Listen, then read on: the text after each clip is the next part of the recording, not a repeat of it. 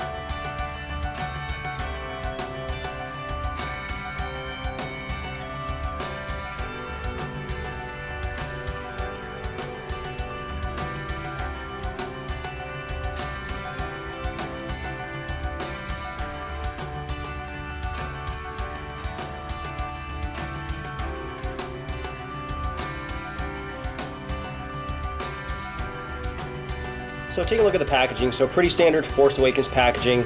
Got a nice, clamshell that shows Unkar Plutt. It also has, a nice picture of him as well. You got the standard Kylo Ren face, which is basically the symbol of the series essentially. Star Wars: The Force Awakens. Pretty straightforward. It shows his little droid or mechanism that he has, that if you buy 3 different figures in the series, it'll actually make a combining figure, which they show right there. So pretty standard. I love the Force Awakens packaging, and I'm actually reviewing this around the Rogue One toy line as well, and they kept with the packaging style being very similar even in that toy line, so I definitely like that. Going on to the back, it's just the Star Wars The Force Awakens is up here. It shows 3 other figures in the toy line, which I like. Also shows how to do the little combining gimmick if you have these 3 characters: the Finn, F1-2N87, Captain Rex, and then Unkar as well. It also gives a little synopsis of Unkar, but really bland packaging. The Rogue One stuff's even more bland, more writing. I mean, for kids, you think they'd have a whole bunch of, pictures in the back that shows different toys in the toy line, so I don't know what they were thinking, but pretty standard on the back. But obviously, let's get this guy opened up.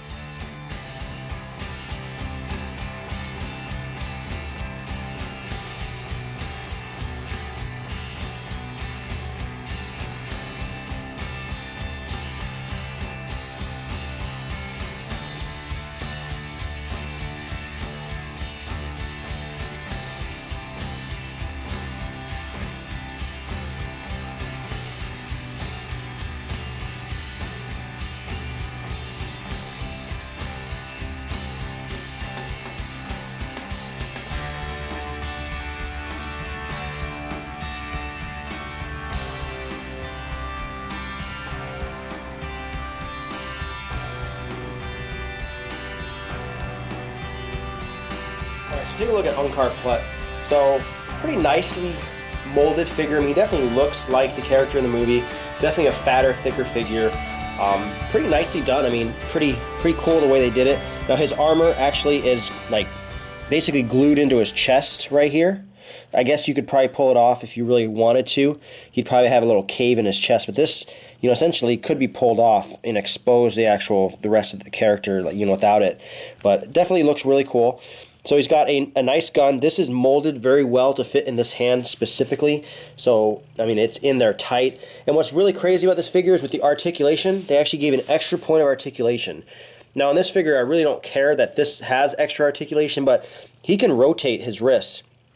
He can't do it in his other arm, but just this arm. I mean, so he's got the extra point of articulation. I guess you could have him do it like the gangster thug style shooting, but it'd be cooler for like a lightsaber figure to have that extra mode of articulation. But so his head moves, his arms move up and down, and his legs move up and down, and then he's got the extra swivel right there. But pretty nicely done as far as the actual molding. We'll kind of go into each little section.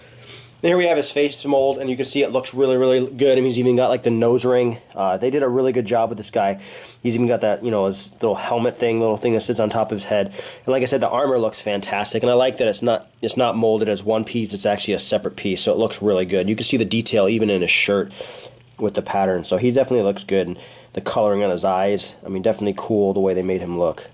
And here we have his pistol, so his pistol looks really, really nice as well. And like I said, he's got that extra swivel. It looks like on this arm he should have it because the way it's molded, but this does not move at all. But pretty cool that you can move that. Like I said, it'd be cooler to have that type of point of articulation on a figure that actually has like a lightsaber or a staff or something. I also like the way they molded his boots. I think his boots are pretty cool. I mean, obviously he's a fatter character, but his boots look really, really cool. Definitely with the texture that they give. And here he is with his claw weapon, and the problem is his hands are so fat, he actually doesn't hold it without having me wedge it between his armor and his arm. I mean, his hand, when you unwedge it, I mean, there's no way to get it to actually clip onto his hand. It's just, his hand is so fatly molded, and it's like that for both hands are like that, which is pretty stupid. Alright, and here's size comparison. Here he is next to Kylo Ren, and the Kylo Ren is from Force Awakens, but it's the Black Series, so it's a little bit of a nicer figure, more articulation. But Unkar Plutt is a pretty decent figure. I mean, he's a minor character, so not really much excitement to him. I mean, you know, Star Wars always does that where they start making all kinds of characters that were in the background. At least this character was seen and has a little bit of a bigger role than some of the other characters that they released. But not too bad. His articulation is good, that he actually has an extra point of articulation, so he's got 6 compared to 5 that most of the other ones have. You know, too bad it wasn't something that he had like a different weapon. You know, this would be great to have this articulation on like a, you know, the Kylo Ren figure and stuff where he can actually rotate his wrist and give a little bit more motion to his lightsaber moves and stuff. But not too bad. The molding is great in his face, and it's definitely a cool figure. And once again, this has been Jason with Violator Comics Collectibles. Any questions or comments, leave in the comment section below. If you like the video, hit the like button, subscribe to our YouTube channel, like us on Facebook, and I'll see you guys next time.